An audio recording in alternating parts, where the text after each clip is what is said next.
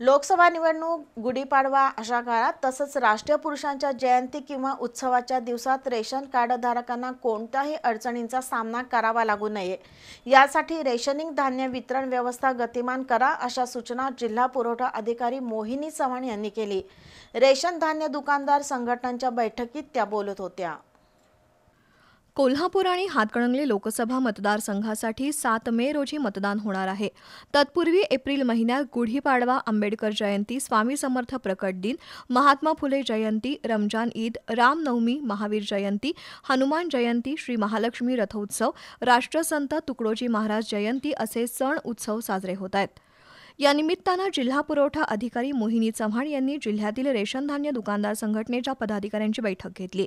Ration धान्य वितरण व्यवस्था अधिक गतिमान करून कार्डधारकांना कोणत्याही अडचणी येणार नाहीत याची दक्षता घेण्याची सूचना केली। कालबाह्य झालेलं ई-पॉस मशीन बदलून त्या जागी अत्याधुनिक नवीन ई-पॉस मशीन द्यावं, रेशन धान्य दुकानदारांचं कमिशन वाढवून द्यावं अशा मागण्या रेशन धान्य दुकान संघटनेचे जिल्हाध्यक्ष रवींद्र मोरे यांनी मांडल्या। या मागण्या शासन दरबारी पोहोचवण्याची ग्वाही मोहिनी चव्हाण यांनी दिली। बैठकीला राजेश मंडलिक, अशोक सोलापुरे, श्रीपती पाटील, पांडुरंग सुभेदार, दीपक चौगले, महादेव कदम यांच्यासह रेशन धान्य दुकानदार उपस्थित होते।